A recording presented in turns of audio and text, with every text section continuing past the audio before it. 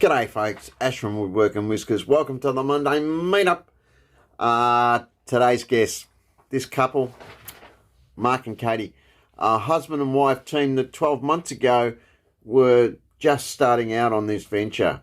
And in 12 short months, despite the fact that Mark continues to work full time and Katie, the family's got two little kids between 5 and 2, this company, based on a principle of sustainability and involving the community, their business model is top notch. I really take my hat off to them. 12 months, they've just turned 1, and they've also been nominated for a Small Business Award in their very first year of business.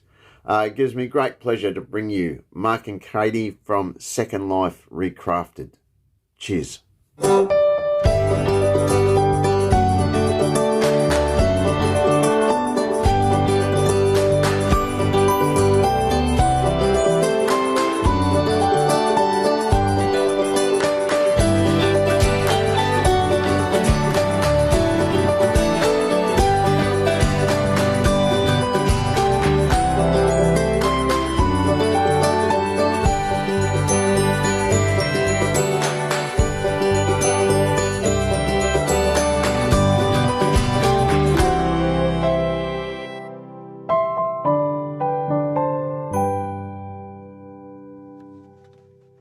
So I'm a carpenter by trade. I've been in the construction industry for the last 20 years, kind of working on houses, units, apartments, hospitals, roads, rail, and kind of heavy infrastructure projects. Kind of a vast variety of construction really. And then Katie is? So my background is in teaching, so I'm a primary school teacher and worked doing that for more than 10 years, but kind of taking a little bit of a different path at the moment and retraining in psychology. So it's my background, and otherwise we're just mum and dad most of the rest of the time. So that's what we were doing before we started doing this. So the idea of the company's been years in my little head, but kind of about a year ago, roughly, just under a year ago, we've kind of decided to kind of kick it off, and we've gone from there. And was it full time from the outset? No. So it's actually still not. A lot of people ask us this all the time, but it's kind of a side gig. So Mark actually works full time, and he squeezes in all the baking projects around his full time job. So I've always loved the character of recycled timber and the fact that Australian hardwoods have so much life after serving their primary purpose and use. So I've always found it sad to watch timber going to landfill when there is so much more functionability left in the timber. So it's kind of how we've kind of... Sorry. I was just going to add that that was kind of Mark's reasoning behind the company idea in the first place. But I think now that sustainability is so much more important, I think his idea was kind of even a bit before its time in terms of a lot of the rationale behind it. But I think people really appreciate now that we don't always need to be using new resources. We have a lot of stuff already available to us.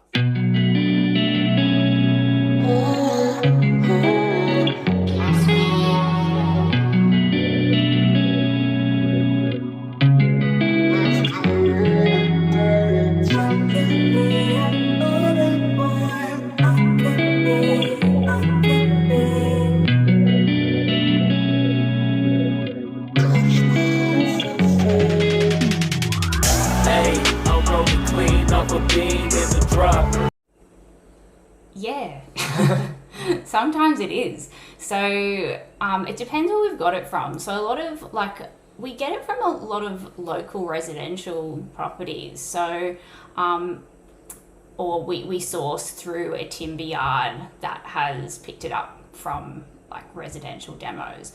So in that case, we might know like a street that it's come from. Sometimes all we can tell people is like what part of a house it's been from. We don't like to make up the story, so we just tell people as much as we can. Some of the wine barrels are now that we've been sourcing some directly from Brokenwood, we've been really lucky to know what wine has been made in which barrel.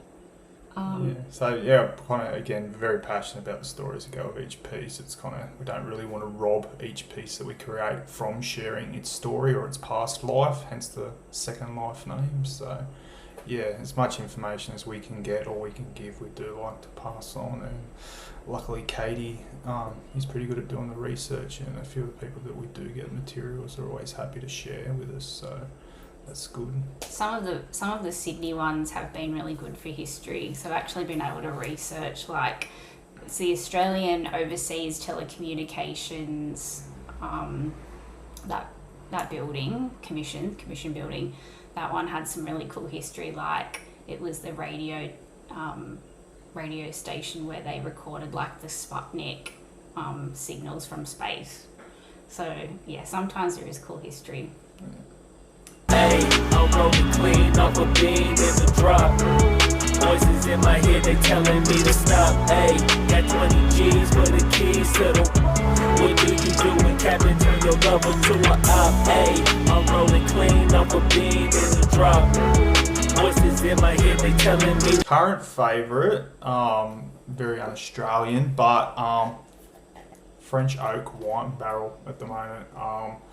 Really enjoying it. It's the smell of it, kind of from having the wine sitting in it for a couple of years. Really enjoying that when I break the barrel down and start cutting it up and planing it and thicknessing it and everything like that. It's just again watching the after you kind of remove back all the old red wine, you start to get the grain start to pop, run in all different directions, and then we hit it with oil just to coming back to life, and just kind of really enjoying the oak at the moment. So yeah, sorry. We have made friends with a local demo yard in at Gosford. We do get a lot of timber from there, and he does keep an eye out for me when kind of what I like comes into the yard, or if it's got something from pretty cool location and or suburbs, which we kind of do like to sell this suburb with the piece to kind of target that people's market interest, whatever. Sorry. But yeah, we do get it from a local demo yard, and we have been fortunate enough to get some wine barrels through a bottle shop seller that have got the barrels directly from Brokenwood. Today, again, probably these platters, or also just our kind of most common, I've got another one to show up, but just our chopping board, just with a drip groove, and kind of little side handles routed in, but that's kind of been our main one, which we kind of originally didn't set out to make. A local butcher, I was talking to him in the shop, and he said, make me some up, I want a drip groove, I want handles, I want this, I want that, and I wasn't really going to go down that path because I didn't want to, but I made up a few for him, and I was selling them quicker than I could make them, so that's kind of been one of our kind of staples for our most popular.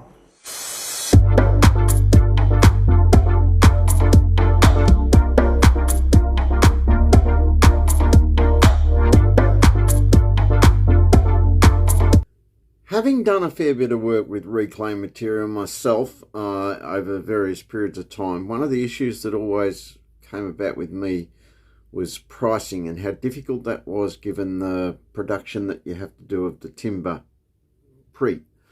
So I was curious as to whether Mark and Katie had similar issues. Yes, kind of learnt the hard way on a few items, kind of larger pieces of timber and a lot less imperfections or old wood, kind of having to cut back, and then by the time you've kind of done all that work on it with the time, blades and everything, and the volume of timber that you do get out of some Lengths, it's, then kind of having to factor in that price for that timber into a board has been very hard.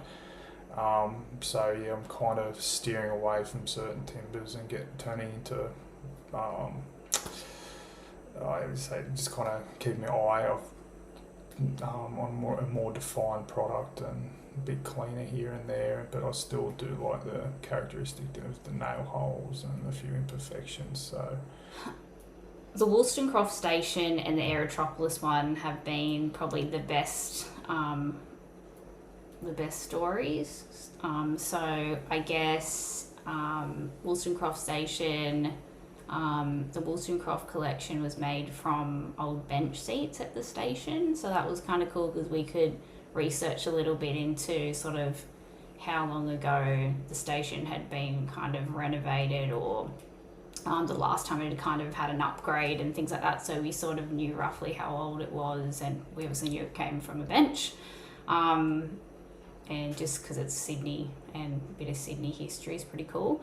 And probably more so the Aerotropolis collection came from the Australian Telecommunications, I'm gonna get the name wrong off the top of my head. I've written it down so many times. Australian Telecommunications, Overseas Telecommunications Commission building. So it was an old radio station in Bringelly, and it was demolished because of the new Western Sydney Aerotropolis that's being built, and that radio station had a heap of history, and I was able to research a lot of it. Mine is, as it's kind of not my primary job, just it's been a challenge kind of allocating and finding time, kind of keep up with the demand. Mainly for daylight hours and weekends, so I can machine the timber and do all the noisy stuff, and then that's kind of enabled me to kind of work at night doing my glue ups and oiling, etc. So that's been my hardest bit, kind of finding the time and working it around the young family, but we're doing all right at the moment. So yeah, and Katie's probably got a whole different lot. So mine's probably just been sometimes having to juggle it with little kids that are like kind of always sick, and finding the time with a young family. I think too, like, I feel like I haven't really known a lot of what to do with, like, kind of learning on the fly, learning how to do social media marketing, how to do websites design, how to do a lot of things. But I think I've been able to bring other skill sets from other work into the business, but sometimes I feel like I'm a bit of a fish out of water, so learning as we go. Primary marketing for our products is social media, first and foremost. Most of our sales come from social media, according to our website analytics, so that is where people are finding us, so that is where we're doing a lot of marketing, just little Facebook ads sometimes, otherwise it's just small business promotion. We have also we've also done some marketing through local media companies, which have been awesome and very kind to us, magazine, and a lot of digital media marketing too. Our customer base is primarily local on the Central Coast, but we're not looking at international at this stage.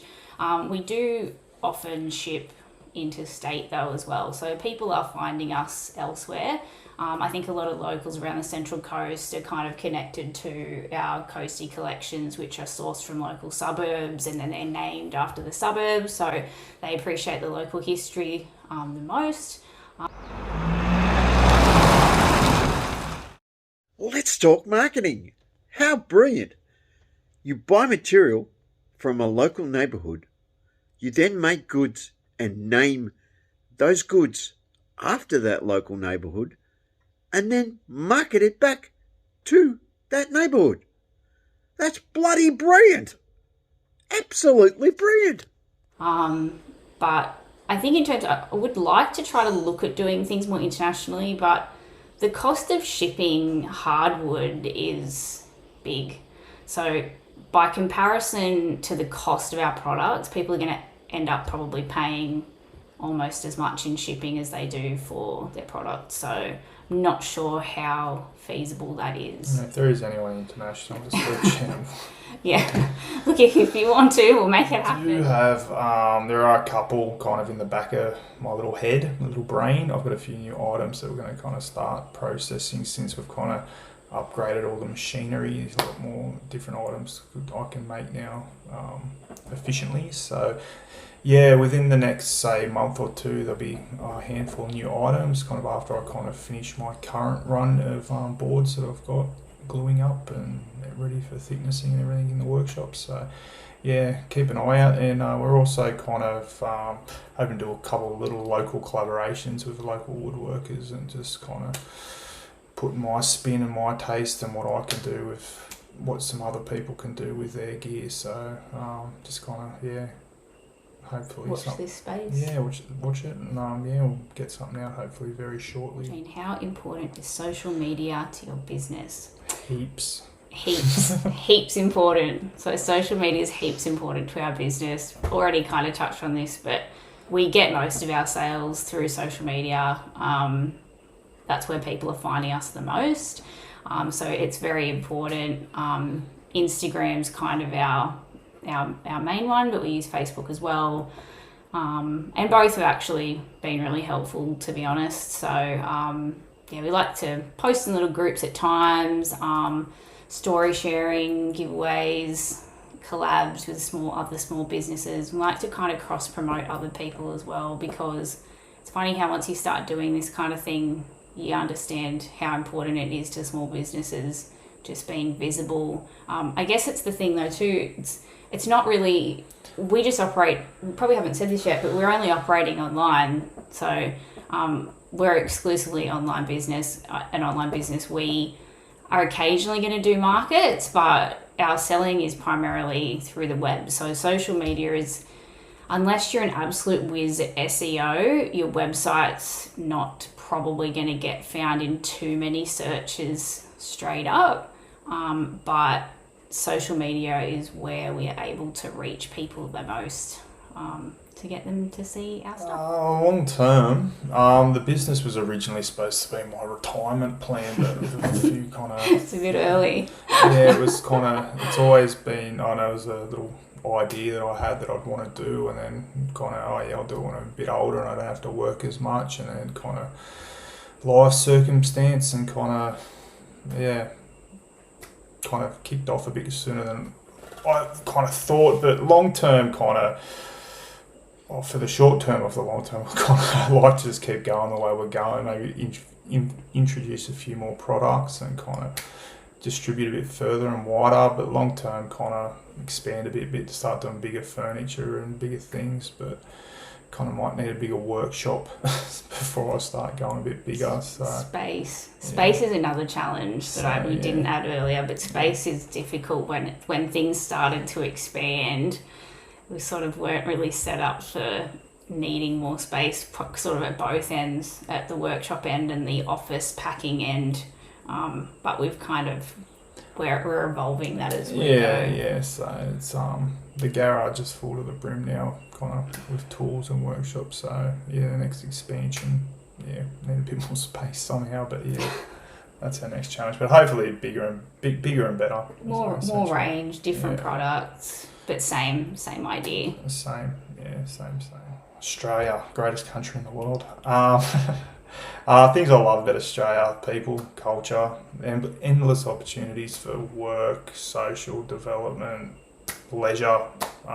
It's great climates, all that type of thing. So yeah, kind of things I love about the area I live. We're kind of a nice little pocket of the Central Coast. We've got beaches on one side of us, and we've got the bay on the other side. A nice little quiet community where everyone's friendly and yeah, wave to everyone every morning when you get in your car. So I kind of love that about kind of where we live. So if there was anywhere better, I would probably go live there. But we're kind of really happy where we are. So I think what's been nice with the business as well is like getting to connect with a lot of other like customers and businesses on the Central Coast as well, where we live, which has been cool because it's kind of opened our world to sort of meeting a lot of different people from around here, and it's been pretty cool that we've had a lot of local support in particular. So that's been really nice, and we're so grateful for that.